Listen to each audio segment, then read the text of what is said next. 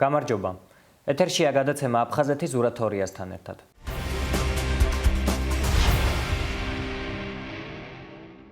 გასული კვირის მნიშვნელოვანი მოვლენების საინფორმაციო გამოშვება.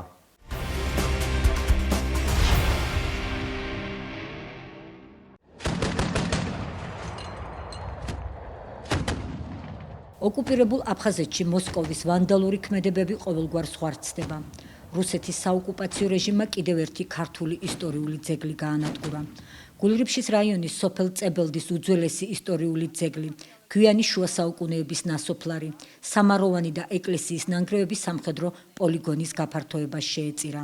საოკუპაციო რეჟიმმა რუსული ბულდოზერითა და მძიმე ტექნიკით წებელდის მრავალფენიან არქეოლოგიურ არქიტექტურულ ძეგლთან ერთად პოლონელთა ისტორიული სასაფლაოც გაანადგურა. დე-ფაქტო აფხაზეთის ისტორიულ-კულტურული მემკვიდრეობის რეესტრში და 2015 წელს დე-ფაქტო მთავრობის მიერ შედგენილ კულტურულ ძეგლთა სიაში წებელდის ისტორიული ძეგლი 1100 ნომრით მრამბის ეკლესიის სახელითაა შეტანილი. ამას წინ უძღოდა აფხაზეთის დე-ფაქტო მთავრობის გადაწყვეტილება, რომლის თანახმადაც 2011 წელს სოფელ წებელდის მიმდებარე ტერიტორია ეგრეთ წოდებული თავდაცვის სამინისტროს გადაეცა, რათა აფხაზეთში რუსეთის უშიშროების ფედერალური სამსახურის სასაზღვრო სამმართველოსთან ერთობლივი სწავლებები ჩაეტარებინათ. მოგვიანებით ტერიტორია მესაზღვრეებს გადაეცათ, რომლებმაც სამხედრო პოლიგონის მშენებლობა დაიწყეს.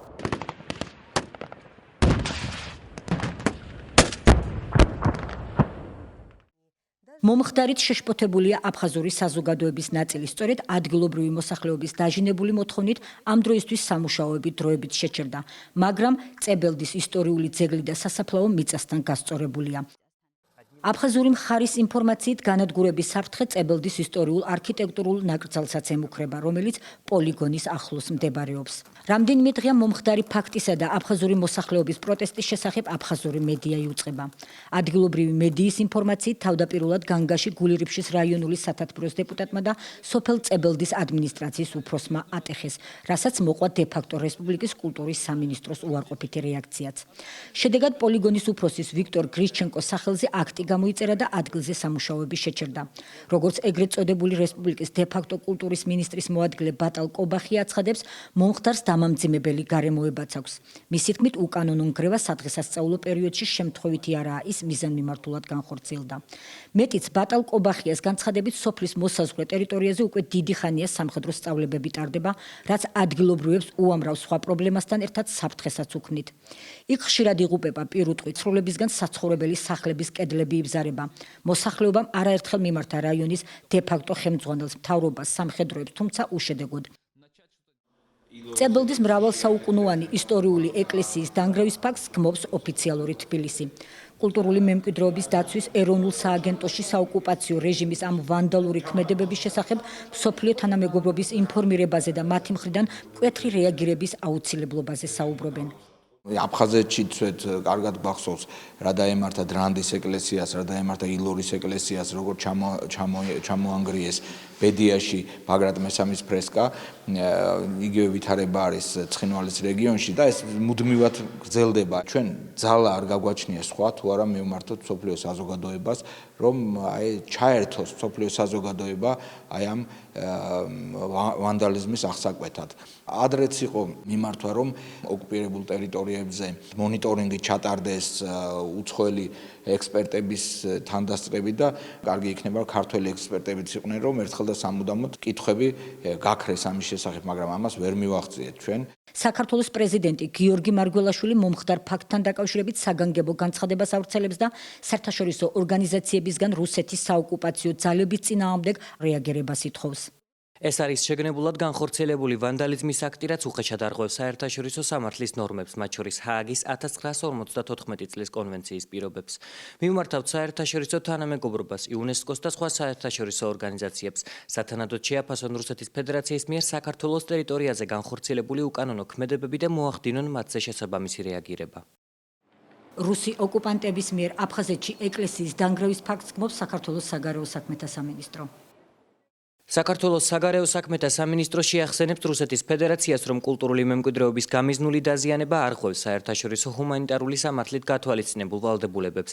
კერძოდ კი შეიარაღებული კონფლიქტის შემთხვევაში კულტურულ ფასეულობათა დაცვის 1954 წლის კონვენციას, ასევე კულტურული მემკვიდრეობის გამიზნული განადგურების შესახებ იუნესკოს 2003 წლის დეკლარაციის პრინციპებს. სამინისტრო მოუწოდებს ასევე საერთაშორისო თანამეგობრობას, იუნესკოს და სხვა საერთაშორისო ორგანიზაციებს სათანადო შეფასება მისცენ რუსეთის ფედერაციის უკანონო ქმედებებს და ყველა ღონა იხმარონ საქართველოს ოკუპირებულ რეგიონებში არსებული ისტორიული და კულტურული მემკვიდრეობის გადარჩენისა და დაცვის მიზნით. ეს გახლავთ იგივე, რომ ტანკებით შედგე ისტორიას, ჩვენ საერთო ისტორიას, კულტურისა და ჩვენი იდენტობის ნაწილს, რაც დარწმუნებული ვარ, ასევე მტკივნეული არის აფხაზური საზოგადოებისათვის. რა თქმა უნდა, ამას მოყვა საპროტესტო განცხადება და მიმართვა საერთაშორისო თანამეგობრობის მიმართ, მათ შორის სწორედ ისეთი ორგანიზაციების მიმართ, როგორიც გახლავთ იუნესკო, რომ შესაბამისი კვალიფიკაცია მიეცეს რუსეთის ამ ქმედებას. რუსეთის ფედერაციის საოკუპაციო ძალების მორიგ ვანდალურ ქმედებასთან დაკავშირებით შეშფოთებას გამოთქვამს აფხაზეთის ავტონომიური რესპუბლიკის უმაღლესი საბჭოც. რუსის სამხედროების მიერ წებელდაში სამხედრო პოლიგონად ქცეულ ტერიტორიაზე ისტორიული ძეგლების განადგურება არ გახლავთ შემთხვევითი ფაქტი. ეს არის აფხაზეთში ქართული კვალის წაშლის კარგად გათვლილი დანაშაულებრივი პოლიტიკა, რომელიც ასევე მიზნად ისახავს ერთობლივი ქართულ-აფხაზური კულტურული ფასეულობების მოსპობას. ვგმობთ, რა რუსეთის საოკუპაციო ძალების მიერ სოფელ წებელდაში კულტურული ძეგლის განადგურების ვანდალურ აქტს მოუწოდებთ იუნესკოს და სხვა საერთაშორისო ორგანიზაციებს მკაცრი და ობიექტური შეფასება მისცენ რუსეთის პოლიტიკას, რომელიც მის მიერ ოკუპირებულ რეგიონში კულტურული ძეგლების განადგურებისაკენ არის მიმართული. წებელდის მრავალსაუკუნოვანი ქართული ძეგლის განადგურებაზე პასუხისმგებლობა საოკუპაციო რეჟიმსა და დე-ფაქტო მთავრობას თანაბრად ეკისრება, აცხადებს აფხაზეთის ავტონომიური რესპუბლიკის უმაღლესი საბჭოს თავმჯდომარის მოადგილე ჯემალ გამახარია. ეს არის ქართული კულტურული ძეგლი მორიგი მსხვერპლის საოკუპაციო ხელისუფლებისა. ამიტომ, როდესაც ჩვენ ვაკეთებთ განცხადებებს, ხაზი უნდა გაესვას, ეს არ არის უბრალოდ იქ ნანგრევები. ეს მე-11 საუკუნის უფრო ადრინდელი პერიოდის კულტურული ძეგლია, თანაც ქართული კულტურული ძეგლია, რომელიც მიზანმიმართულად ნადგურდება. მისი რესტავრაცია, ასე ვთქვათ, არ მომხდარა და იქ ტაძარი არ აღმართულა, მაგრამ მოსახლეობა მოდიოდა და ლოცულობდა იქ. და იქ სასაფლაო ჰქონდა ადგილობრივ მოსახლეობას და ის სასაფლაოებიც ამოყარეს. აი ცხედრებია ამოყრილი ნეშტი მიცვალებული ადამიანებისა, ისიც არის ამოყრილი იმ ქვებთან ერთად. ამას მართლაც ვანდალიზმის მეტი რა უნდა დაარქვა და ეს არის საშინელი დანაშაული, რომელიც სათანადოდ უნდა აღიწეროს და ისე უნდა მიეწოდოს საერთაშორისო თანამეგობრობას. უნდა გაიზიარონ პასუხისმგებლობა თანაბრად იმან, ვინც გადასცა ეს ტერიტორია იმ ოკუპანტებს და რა თქმა უნდა თვითონ ოკუპანტებს, რომელებმაც იქ ყველაფერი პირდაპირ მიწასთან გაასწორეს ამ სიტყვის სრული მნიშვნელობით. ამას მოჰყვა ადგილობრივი მოსახლეობის ძალიან ესეთი მკვეთრი ნეგატიური რეაქცია და ეს მხოლოდ მისასალმებელია. რამდენადაც ჩვენთვის ცნობილია ეს ძეგლები თუნდაც იმ დე-ფაქტო ხელისუფლების მიერ აი ბოლო პერიოდში იმათ ეს ძალიან გაახმაურეს, რომ აი ჩვენ შევადგინეთ სია კულტურული ძეგლების და ასე შემდეგ. იქაც არის ეს შეტანილი, მე მას ყურადღება რო არ მიაქციეს და მიუგდეს იქ ოკუპანტებს, აიღეს და საერთოდ გაანადგურეს. ჩვენ სამწუხაროდ სხვა ბერკეტები არ გაგვაჩნია. სწორედ საერთაშორისო ორგანიზაციებმა და განსაკუთრებით იუნესკო მინდა იაქტიუროს ამ შემთხვევაში და თუ მას არ შეუძლია იქ ადგილზე ჩამოვიდეს და შეამოწმოს ყველაფერი თვითონ რაც იქ მოხდა, მე ვფიქრობ, რომ პრეზიდენტისა და საქართველოს მთავრობის მიერ მიწოდებული ინფორმაცია საკმაოდ საფუძველია იმისათვის, რომ თვითონ იუნესკომ გააკეთოს ძალიან ესეთი მკვეთრი, მკაცრი რეაგირება ამ ფაქტზე, როგორც ფაქტზე. არსებობს სხვადასხვა ფორმატი, სადაც შეიძლება ეგ საკითხი ძალიან მწვავედ დაისვას. რუსეთის თავდაცვის სამინისტრო კი სოფელ წებელდაში რუსეთის მიერ სამხედრო პოლიგონის მშენებლობას უარყოფს. აფხაზეთში სოფელ წებელდაში არანაირი სამშენებლო და სხვა სამუშაოების ჩატარება არ მიმდინარეობდა და არც იგეგმება. აღნიშნულია თავდაცვის უწყების განცხადებაში. წებელდის ტაძრისა და პოლონელთა ისტორიული სასაფლაოს დანგრევაში მონაწილეობას რუსეთის ფედერალური უშიშროების სამსახურის სასაზღვრო სამმართველოც უარყოფს. ამ საკითხზე ინფორმაციას ავრცელებს აფხაზეთის ეგრეთ წოდებული თავდაცვის სამინისტრო, რომელიც აცხადებს, რომ წებელდაში ახალი სამხედრო პოლიგონის მშენებლობა არ იგეგმება. ეგრეთ წოდებული თავდაცვის სამინისტროს პრესამსახურის ინფორმაციით, ოკუპირებულ აფხაზეთში 2 პოლიგონი არსებობს, რომელთაც სარგებლობს ეგრეთ წოდებული თავდაცვის უწყება და აფხაზეთში დისლოცირებული რუსეთის მე-7 სამხედრო ბაზა. პოლიგონები განთავსებულია გულრიფშისა და ოჩამჩირის რაიონებში. ამ პოლიგონების არსებობას რუსეთის ფედერაციის თავდაცვის სამინისტროს ადასტურებს. აფხაზეთის ეგრეთ წოდებული საგარეო საქმეთა სამინისტრო კი ოფიციალური თბილისის განცხადებას ეხმაურება წებელდაში მომხდართან დაკავშირებით და ქართულ მხარეს მოუწოდებს შეწყვიტოს კულტურულ ძეგლებთან დაკავშირებით ფაქტების პოლიტიზრება. თუმცა დე-ფაქტო უწყება არ უარყოფს, რომ პოლიგონის ტერიტორიის ეგრეთ წოდებული დასუფთავებისას ისტორიული ძეგლი მართლაც დაზიანდა. მომხდარი ვანდალური აქტის გასამართლებლად საოკუპაციო რეჟიმის მხრიდან უსუსური თავის მართლებისა და განცხადებების მიუხედავად ფაქტი ერთია. წებელდის უნიკალური ქართული ისტორიული ძეგლი და პოლონელების ეგრეთ წოდებული ისტორიული სასაფლაო აღარ არსებობს და მიწასთან გასწორებულია. მომხდარი ფაქტით შეშფოთებულია თავად ეგრეთ წოდებული აფხაზური სახელმწიფო ტელევიზიაც. აფხაზეთის ეგრეთ წოდებული ისტორიულ-კულტურული მემკვიდრეობის დეპარტამენტის მთავარი სპეციალისტი ინალ ჯოპუა წებელდის ისტორიულ-კულტურული ძეგლის დანგრევას კანონდარღვევა დაფასებს. От главы администрации села Цибильда поступила информация. სოფელ წებელდის ეგრეთ წოდებული ადმინისტრაციის უფროსის მიერ მოწოდებული ინფორმაცია, რომ წებელდის ტერიტორიაზე მძიმე ტექნიკით მიმდინარეობდა სამუშაოები და ტაძარი განადგურდა, ადგილზე მისვლისას აღმოვაჩინეთ. დანგრეული ეკლესია ისტორიულ-კულტურული ძეგლების სახელმწიფო სიაში მრამბის სახელითაა შესული და აფხაზეთის დე-ფაქტო რესპუბლიკის საკულტო ნაგებობათა ნუსხაშიცაა. წარმოადგენს მნიშვნელოვან არქეოლოგიურ და რელიგიურ ობიექტს. ეკლესიისა და მისი გალავანის ნანგრევები მიმოფანტულია 500 მეტრის რადიუსში. ეკლესიის წინანდელ ადგილას არანაირი კვალი არ შეიმჩნევა. ჩვენთვის ამ კანონდარღვევის მონაწილეთა ვინაობა ცნობილია. აუცილებლად მივმართავთ შესაბამის ინსტანციებს, პროკურატურის სხვადასხვა უწყებებს, იმედს გამოვთქვამთ გაერკვევიან ამ ვითარებაში და დასჯიან დამნაშავე პირებს. შეშფოთებულია ინალ ჯოპუა. В этой ситуации и накажут виновных лиц. ჩვენ ეჭვი გვეპარება იმაში, რომ საოკუპაციო რეჟიმი საკუთარ თავს ამხელს და წებელდის მრავალსაუკუნოვანი ქართული ისტორიული ძეგლის ვანდალურად განადგურების მონაწილეები დაიჯებიან. მომხდარზე პასუხისმგებლობას ყველა არიდებს თავს. რუსული მხარე მომხდარს თხემდე უარყოფს. აფხაზური მედიის ცნობით კი წებელდის ფაქტის განხილვა იგეგმება აფხაზეთის ეგრეთ წოდებულ არქეოლოგიურ კომისიაში. დე-ფაქტო მთავრობის პირველ პირებს ამ საკითხზე კომენტარი თხემდე არ გაუკეთებიათ. გავრცელებული ინფორმაციით ხაჯიმბას ხელისუფლება შექმნილ ვითარებაში გარკვევასა და გამოსავლის ძიებას მხოლოდ და მხოლოდ საახალწლო არდედეგების დასრულების შემდეგ აპირებს.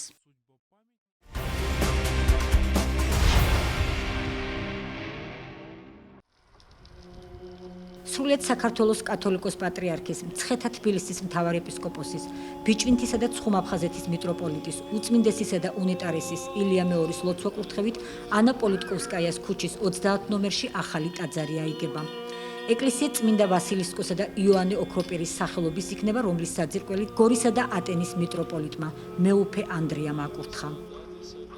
მისი უწმინდესობის სრულიად საქართველოს კათოლიკოს პატრიარქის ილია მეორის ლოცვა-კურთხევით დღეს იკურთხა წმინდა ვასილისკოს სახელობის ტაძრის საძირკველი და ამ კურთხევის ლოცვა-კურთხევა და პატივი მომეცა მე როგორც სოხუმელს, რამე თუ წმინდა ვასილისკო გახლავთ ის მოწამე, რომელიც ქრისტიანობის პირველ საუკუნეებში აღესრულა კომანში, სოხუმის მახლობლად და სადაც იქვე ძალიან მალევე იქნა აღსრულებული ქრისტიანული ეკლესიის ერთ-ერთი ყველაზე დიდი წმინდანი, წმინდა იოანე ოქროპირი.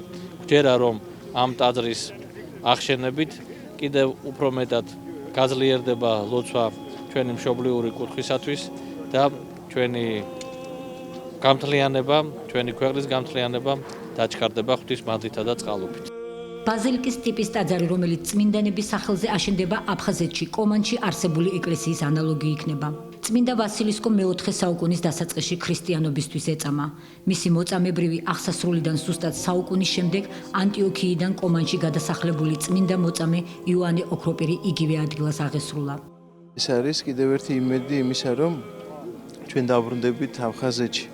აი შენდება ილორის წმინდა გიორგის ეკლესია, შენდება ბიჭვინთის ულოცმინდა ღვთისმშობლის ხატის სახელობის ეკლესია შენდება, ასევე სვიმონ კანანელის სახელობის ეკლესია და ესეც ერთ-ერთი დიდი სიწმინდეა აფხაზეთის წმინდა ვასილისკოსა და იოანე ოქროპირის სახელობის ორ-ეკლესიანი ბაზილიკა იქნება და ჩვენ ღრმა რწმენა გვაქვს იმისა, რომ ამ ყველაფრის დასრულების შემდეგ ჩვენ სწავლთ აფხაზეთში და იქ განვაახლებთ და იქ ავაშენებთ ეკლესიებს. მინდა მიულოცო ჩვენს აფხაზ ძმებს, აფხაზეთს, სრულიად საქართველოს შობა ახალი წელი და უსურვო რომ მშვიდობა იყოს.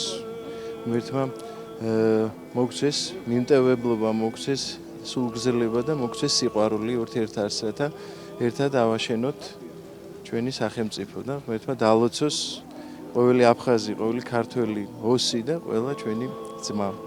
აღსანიშნავია ისიც, რომ წმინდა ვასილისკოსა და წმინდა იოანე ოქროპირის ტაძრის მშენებლობაში აქტიურად არიან ჩართული აფხაზეთის ავტონომიური რესპუბლიკის ხელისუფლებისა და დევნილი საზოგადოების წარმომადგენლები.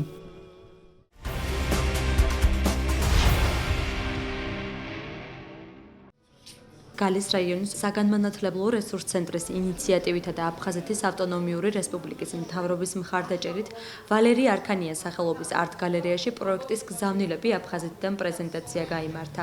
პროექტი ორი ნაწილისაგან შედგება. პირველს ხვალ აფხაზეთში, ხოლო მეორეს შეჩერებული წამი ჰქვია.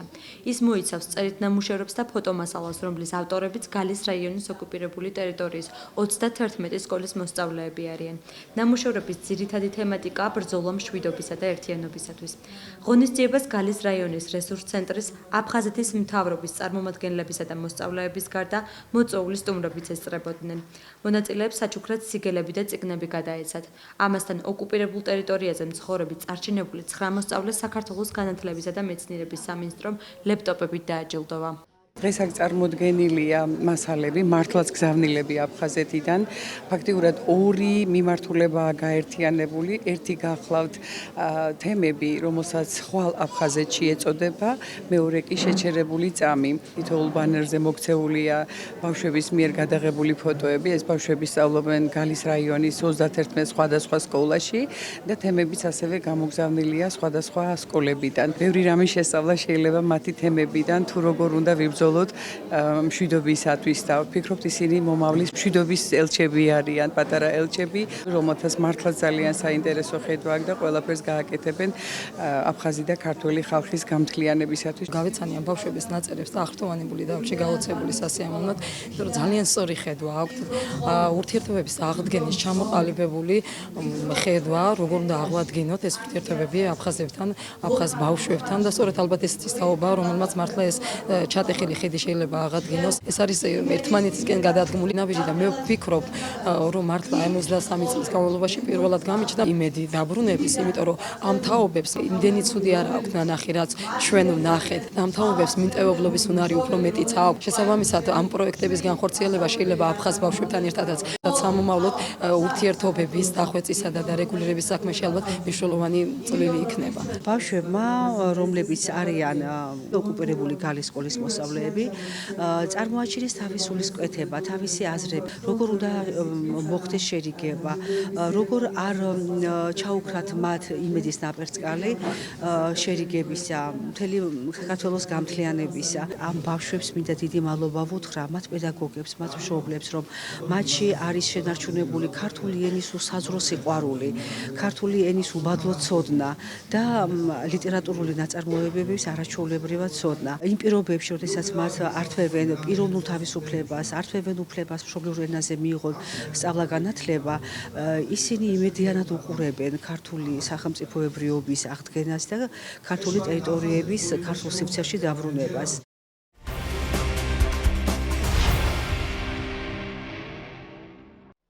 აფხაზეთის სულიერებისა და კულტურის ცენტრში კომპოზიტორ გია ყანჩელის იუბილისადმი მიძღვნილი საღამო გაიმართა. ღონისძიებაში სოხუმის დიმიტრი არაყიშვილის სახელობის სამუსიკო სასწავლებლის მოსწავლეები მონაწილეობდნენ. აღსაზრდელებმა შეასრულეს გია ყანჩელის მუსიკა ცნობილი კინოფილმებიდან და სპექტაკლებიდან, როცა აყვავდა ნუში, არაჩვეულებრივი გამოფენა, შერეკილები, კავკასიური ცარცის წრე, მზიანი ღამე, რიჩარდ მესამე, დონ კიხოტი და მრავალი სხვა. ორგანიზატორების განმარტებით ღონისძიების მიზანია ცნობილი კომპოზიტორის მუსიკისა და მისი შემოქმედებითი მიღწევების სკოლის მოსწავლეებისთვის უკეთ გაცნობა. ჩატარდა სოხუმის სამუსიკო სასწავლებლის საფორტეპიანო განყოფილების მოსწავლეთა კონცერტი. Როგორც ვიცი, წლევანდელი წელი, ეს იყო საიუბილეო წელი, ძალიან დიდი ქართველი კომპოზიტორის, ბატონი გია ყანჩელის 80 წლის იუბილე, ასე რომ ჩვენც პატარა წვლილი შევიტანეთ ამ ღონისძიებაში. წარვადგინეთ მთლიანი ციკლი გია ყანჩელის კინომუსიკა და თეატრის მუსიკა, რომელიც კინოფილმებიდან ნაწყვეტებზე დაედო ბავშვების მიერ შესრულებული ეს პატარა მინიატიურები. ბატონი გია ყანჩელი 80 წლის გახდა და ჩვენ გვინდოდა პატივი გოგო მისი ესეთი დიდი ღვაწლისათვის, დამსახურებისათვის, რომელიც მას გააჩნია საერთოდ მუსიკალურ სამყაროში. მე მინდა მიულოცო სრულიად საქართველოს შობა ახალი წელი 2017 წელი ყოფილიყოს მშვიდობის, სიხარულის, ბედნიერების მომტანი წელი და რაც მთავარია ჩვენი ღირსეულად აფხაზეთში დაბრუნების წელი. ღონისძიებას აფხაზეთის ავტონომიური რესპუბლიკის მთავრობის წარმომადგენლები, უმაღლესი საბჭოს დეპუტატები, კინორეჟისორი ელდარ შინგელაია და სხვა მოწვეული სტუმრები ესწრებოდნენ. შეხვედრის მონაწილეებმა სამუსიკო სასწავლებლის მოსწავლეებს წარმატებული გამოსვლა და შობა ახალი წელი მიულოცეს. არაღიშვილის სახელობის სასწავლებელი, მუსიკალური სასწავლებელი ყოველთვის საინტერესო საღამოებს გთავაზობს ხოლმე იქნება კონსერვატორიაში და ახლა სტუდენტების ცენტრში რომ მოიფიქრეს ჩატარდეს გია ყანჩელთან ბავშვების შეხვედრა. ცოცხალ კლასიკოსთან, კი არის გენიალური კომპოზიტორი. ის ძალიან ხშირად დადიოდა სოხუმში და ახლა ამას ვერ ახერხებს, ამიტომ დათო გუჯა მოინდომა რომ გია ყანჩელი უფრო ახლოს იყოს ჩვენთან, როგორც ადრე იყო. ადრე იმ წლებში, როცა ჩვენ აფხაზეთში ვიმყოფებოდით. ამიტომ სიმბოლური დატვირთვა აქვს დღევანდელ საღამოს. დღევანდელი საღამო იყო ძალიან კარგი. მე ძალიან მიხარია რომ უკრავ გია ყანჩელის ნაწარმოებს. დღევანდელმა კონცერტმა ძალიან კარგად ჩაიარა.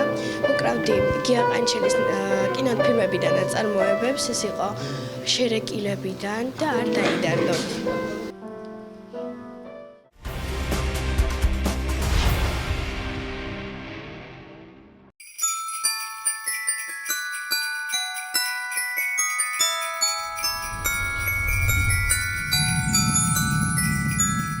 ჩემო ძმებო, ჩემო საოცარო ხალხო, ჩვენ ერთმანეთი გვიყვართ, ჩვენ ერთმანეთს დიდ პატივს ვსვენთ.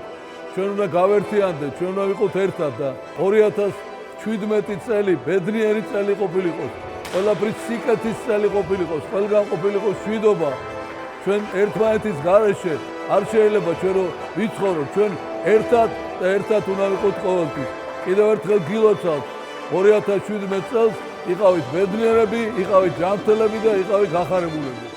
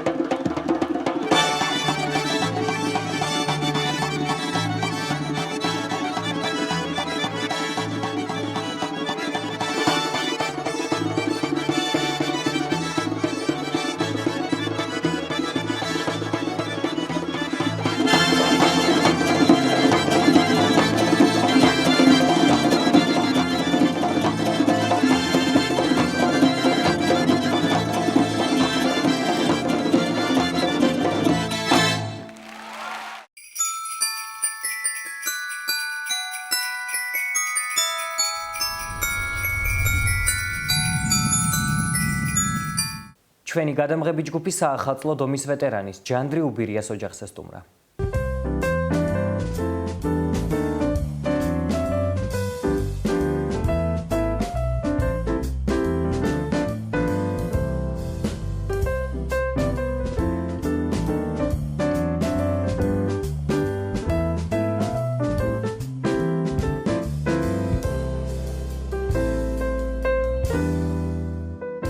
ახალი წელი სიახლესთან, იმედებთან და მოლოდინებთან ასოცირდება. ყველა ცდილობს განსაკუთრებულად და სათანადოდ შეხვდეს შობა ახალ წელს. ჩვენი გადამღები ჯგუფი ახალი წლის დღეებში აფხაზეთის ომის ვეტერან ჯანდრი უბირიას ოჯახს ესტუმრა. უბირიების ოჯახი დევნილობაში უკვე 24-ით ხვდება ახალ წელს. განსაკუთრებული ტრადიცია არ აქვთ გარდა იმისა, რომ ოჯახის თავკაცი ყოველ ახალ წელს საკუთარ ოჯახში ქალიშვილთან და მეუღლესთან ერთად აღნიშნავს.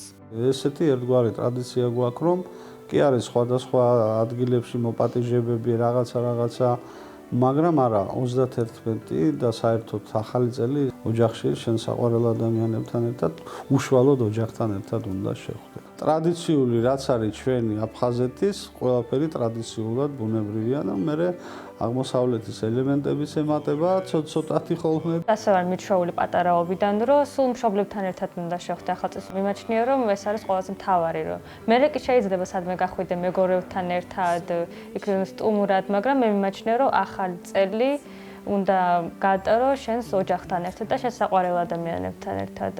ჯანდრი უბირიას ოჯახი მეკვლეობის ტრადიციას დღემდე ინარჩუნებს, რაც ახალი წლის უმნიშვნელოვანესი რიტუალი იყო მის ოჯახში აფხაზეთში. ტრადიციულად მეკლე ვარ მე, როგორც ოჯახის უფროსი და ამართლებს ხოლმე. ძალიან ამართლებს. გულსფელად ეხლა კი შეიძლება რომ ნებისმიერი სხვაც მოვიდეს, არ ვარჩევთ, ვინც მოვა სტუმარი, ყველასთვის ჩვენი კარი ღია, მაგრამ მე ვცდილობ ხოლმე რომ პირველი მაინც მე გავიდე და მე შემოვიდე ოჯახში, როგორც წესი და რიგია და ამას ვიცავთ ოღონდ, როგორც გითხარით, უკვე 15 იანვარს, ანუ ძველით ახალი წლის მეორე დღეს, როგორც აფხაზეთში კუჩხა. ჩვეულებრივად აი ასე ვიცავთ. ძანდი ბატონო, მოგძანდი.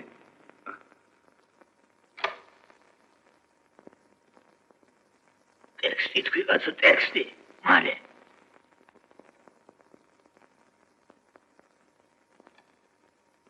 მოვივალდა ზაგალე. მიუხედავად საახალწლო განწყობისა, ოჯახში საახალწლო სუფრასთან სადღეგრძელოები და მოგონებები აფხაზეთს უკავშირდება იმ განსხვავებით, რომ ახალი წლის დღეებში ნოსტალგიას იმედი სჭარბობს. საახალწლო განწყობა, საშობაო განწყობა ბუნებრივია ყველა ოჯახშია, მათ შორის ჩვენს ოჯახშიც, მაგრამ ჩვენ მაინც იქეთ ვართ აფხაზეთში, როდესაც საუბრობთ ყოველთვის ბრუნდებით აფხაზეთში და ვიხსენებთ რა იყო იქ, როგორ იყო. ახალი წლის შემოსვლის შემდეგ ჩვენთან სამეზობლოში იყო ესეთი მთელი სამეზობლო ჯერ ერთი მივიდოდა ოჯახში, მერე მეორესთან, მესამესთან გადადიოდნენ და ერთმანეთის ოჯახებში დადიოდნენ ეს უფროსები, ეს გადმოეცა ჩვენს თაობას. და ჩვენ ვცდილობდით ახალგაზრდები ზუსტად ესე მოქცეული ვიყავით. ნუ სამწუხაროდ არა ვართ აფხაზეთში ისეთ ადამიანებს ვცდილობთ რომ მიულოცოთ ის მართლა გვიყვარს. სამწუხაროდ 24 წელია ჩვენ უკვე ვამბობთ რომ მომავალი წელი მიგველოცოს ერთმანეთისთვის იქ აფხაზეთში. არის სინანულიც, არის ბრაზიც ხანდახან ბუნებრივია. მაგრამ ღმერთმა ქნას და ვისაც ხელთეწიფება ამ პრობლემის მოგვარება ცოტათ მაინც მიგვაახლოვოს აფხაზეთთან და ეს ქვეყანა ყოფილიყოს ერთიანი ძლიერი. მთელ საქართველოშია სამწუხაროდ მიმოფანტული ჩვენი აფხაზეთიდან დევნილი მოსახლეობა და მინდა ყველას მადლობა გადაუხადო იმისათვის, რომ ისინი არიან ძლიერები და დღესაც მიუხედავად ამდენი წლებისა და მოლოდინისა, რომ ჩვენ აფხაზეთში მალე დაბრუნდებით, მაინც უძლებენ და აკეთებენ ქართულ საქმეს, იქ სადაც მათ შეუძლიათ, თუნდაც ოჯახის ტრადიციების გაგრძელებით. ჩვენი სტუმრობისას სადღესასწაულო განწყობის მიუხედავად ჯანდრი უბირიამ მისთვის მტკივნეულ თემას აფხაზეთის ომს გვერდი ვერ აუარა. ომის ვეტერანმა, რომელმაც ჯანმრთელობა აფხაზეთში განვითარებულ მოვლენებს შესწირა, ტრაგიკული დღეებიც გაიხსენა. ომი ნამდვილად არ გვინდოდა, მაგრამ როდესაც საჭირო გახდა, მე სამეზობლო მეგობრებმა, მთელმა საქართველომ თითქმის აიღო იარაღი იმისათვის, რომ დაეცვა სამშობლო. ნუ მერე მოხდა ის, რაც მოხდა, ომს მოყვება იცით თქვენ 1000 უბედურება მათ შორის მეც დავიჭერი, აფხაზეთის დაცემა მოხდა მე რო აქ ვიწეხი თბილისში ისე.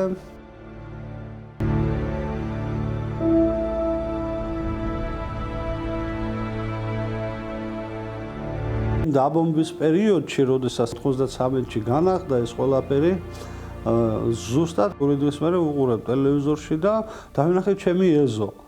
ანუ უკან დაეცა თურმე ბომბი ჩემს სახლში. ხლა ცოტა ისე კი ვსაუბრობ, მაგრამ მაგ დროისთვის როცა არაფერი არ შეგიძლია, ზიხარ ეტლზე უყურებ ამას, იცი რომ მთელი შენი ოჯახი იქ არის, სამეზობლო, სანათესაო და ბუნებრივია ეს ძალიან ცუდი იყო, მაგრამ უფლის წყალობით ნელ-ნელა ყველაფერი მერე დადგა თავის რიგში. მერე იყო სიდუხჭირე, დევნილობის მძიმე წლები, მეგობრებისა და ახლობლების მორალური მხარდაჭერა. ჯანდრი უბერიამ მალე მომავალი მეუღლე სოხუმელი ელისო ჭაჭუა გაიცნო და ქორწინებამ რადიკალურად შეცვალა მისი ცხოვრება.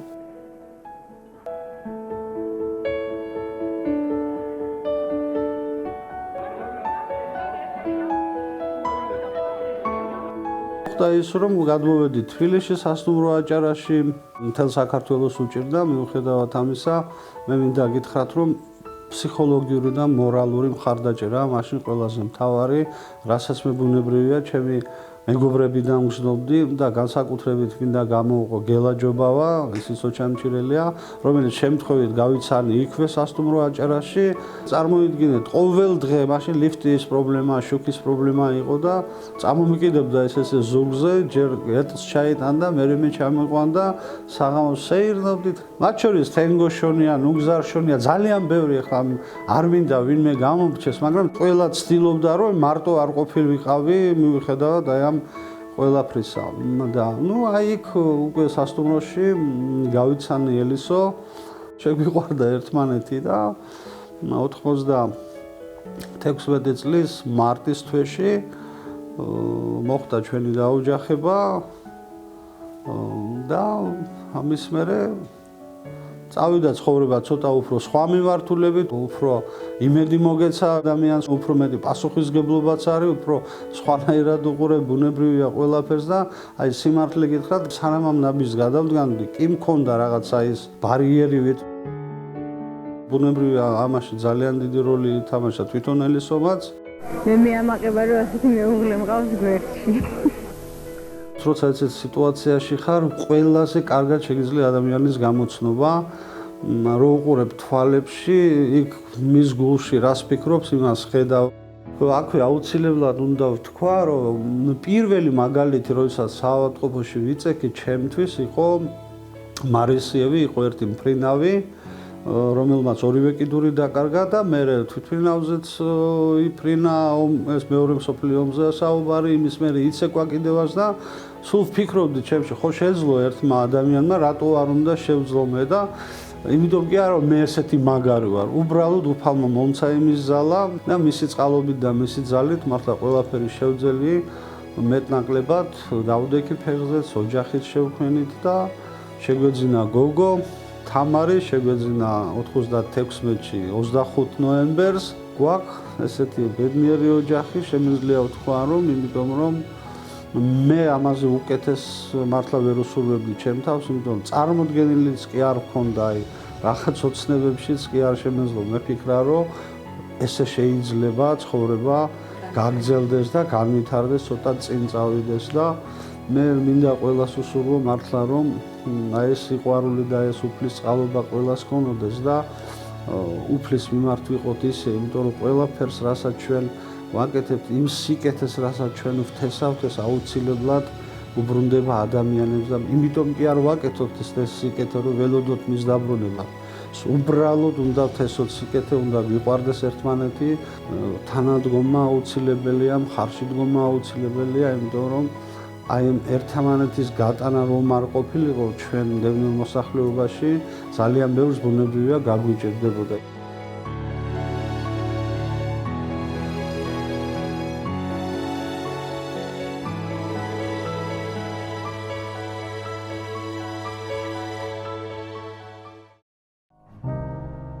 მუშაობდა მეომართა კავშირში, ჯანდაცვის სამსახურში, ვეტერანთა საქმეებზე მომუშავე არაერთ დაწესებულებაში.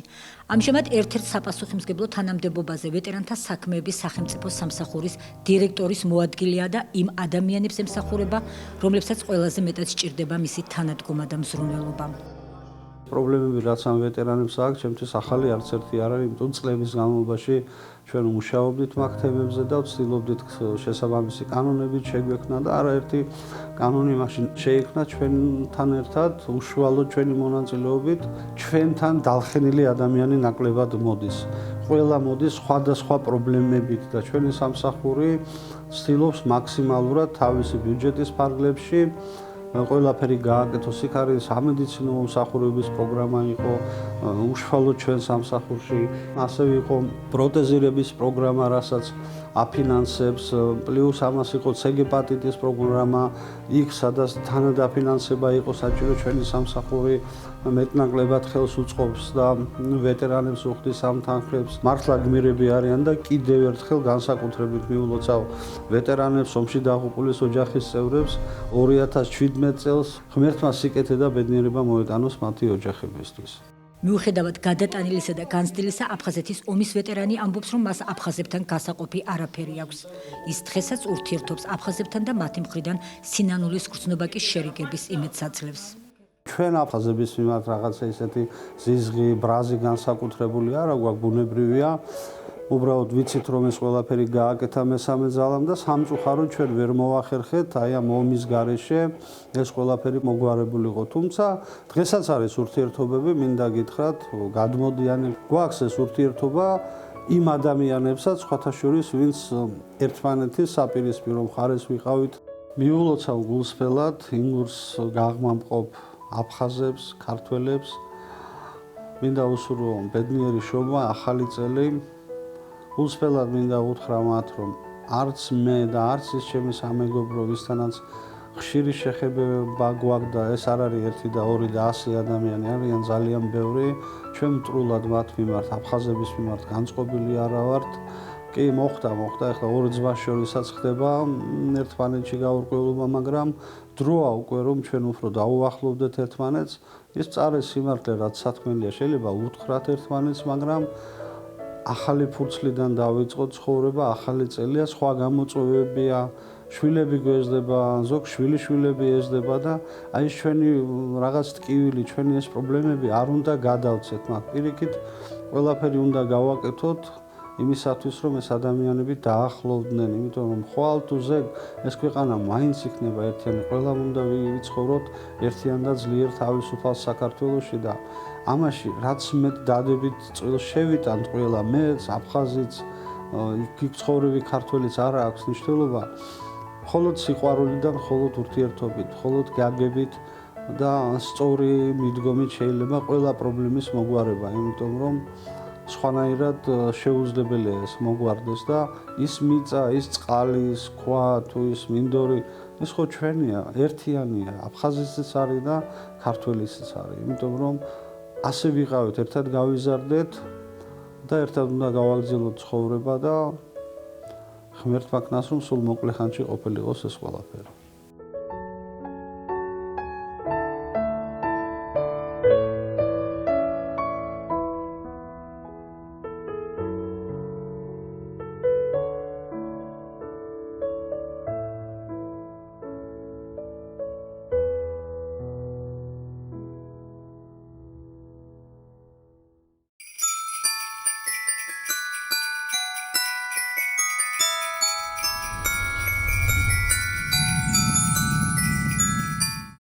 მინდა მოგილოცოთ შობა ახალი წელიწადი. ღმერთი ფარავდეს სულიერ საქართველოს და არ დაგავიწყოთ ახლა სიყვარულით და სიყვარულით ვაშენებთ ეს ქვეყანა და მოვაროთ ჩვენს პატარა კოხთა ულამაზეს საქართველოს ნიჭიერ ხალხს და ყველას ბედნიერებას და ჯანმრთელობას უსურვებ. მე ჩვენი საქართველოს ტკივილი მინდა აფხაზეთი დავლოცო პირველ რიგში. ყველა საყურადღებოდ ლაპარაკობ, ყველა საყურადღებოდ ხალხო, ვიცხოვრობ ჩვენს ქვეყანაზე, ყველა ჩვენი ძმები ხართ და ჩვენ ერთად ცხოვრობთ და სხვანაირად ჩვენ არ აყავს. განსაკუთრებით აფხაზებზე ჩვენ. აი, სიყვარულის თუ არ იქნა ნაკეთები ჩვენი საქმე, ვერაფერი ვერ გვიშველეს. ჩვენ სანამ არ გავერთიანდებით, სანამ არ იქნება ჩვენი ქვეყანა მთლიანი ბედნიერებას ნიველით. პრინციპში მე მჯერა რომ ჩვენზეა დამოკიდებული და აფხაზებამ იცოდეთ რომ ჩვენ გვიყვარხართ. იცოდეთ რომ ჩვენ არ დაგვიწოვებიათ. ჩვენ გვენატრება ერთმანეთი, ჩვენ ერთმანეთი გვიყვარს ზოგს ცხენია, ზოგს აშინებენ, მაგრამ არა, შიშარაკაცი ყოველთვის გალახულია და ჩვენ გადავდგათ ის ნაბიჯები, რომლებიც მიგვიყვანს გამარჯვებამდე. ენაცვალეთ უყოლოდ ვისაც ისნოთ არ გიცნობთ, შემოგევლოთ ჩემი თავი.